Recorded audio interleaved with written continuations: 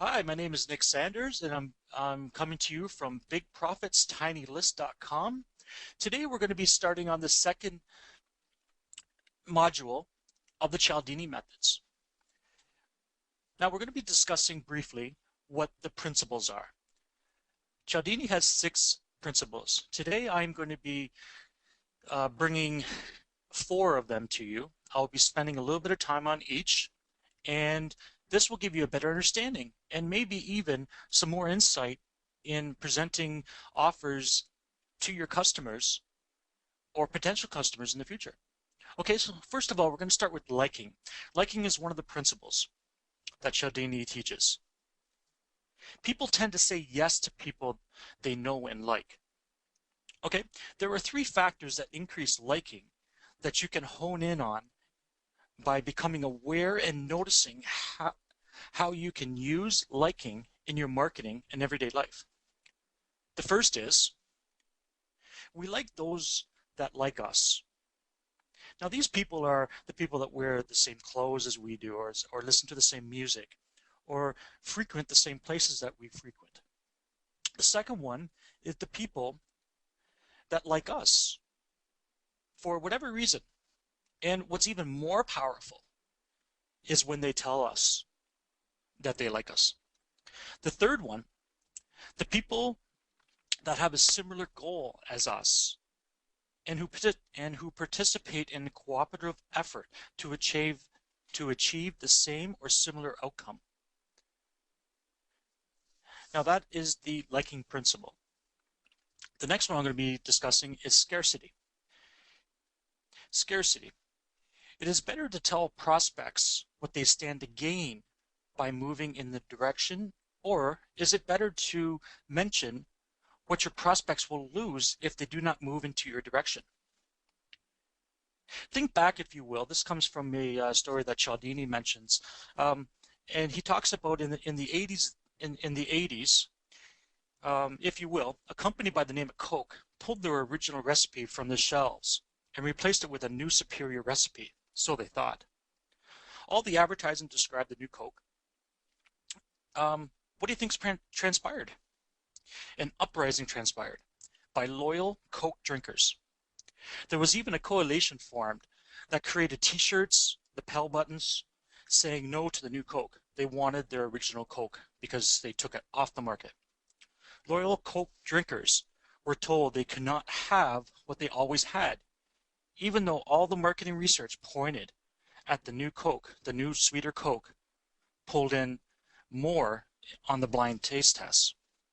So by the research of scarcity is a powerful motivator, coupled with 2 other factors, more powerful motivating factors. You use this, if you use this honestly, to persuade your prospects to purchase your products and services or organization, you will be quite successful in your endeavors. The next one I'm going to be discussing is authority. It is said, if an expert says it, it must be true. The most powerful type of authority is a credible authority, one who has both knowledge and trustworthiness. If you have a skill or a trade set where you are in a position where others should listen to you, then it is more advantageous that you mention your skill set or authoritative position first before you ask or try to influence them, or you will be just like 90% of newbies, and you will be coined as making a newbie mistake. In addition to this principle to establish yourself as a credible authority, meeting the weaknesses of your products and services or organization, here, let me repeat that.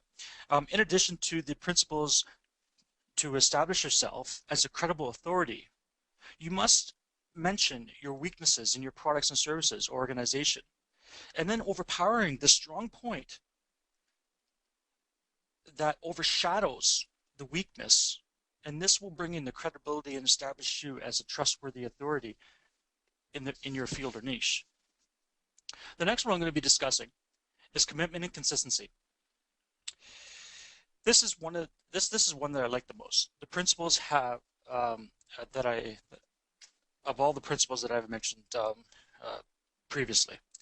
Here's a term. People want to be consistent with what they have said publicly.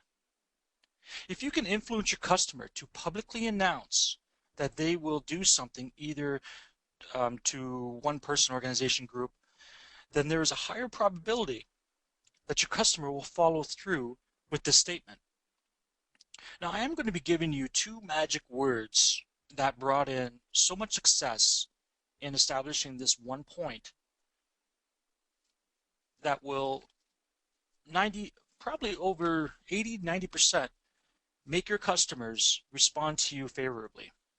Those two words are "will you" at the beginning of each request.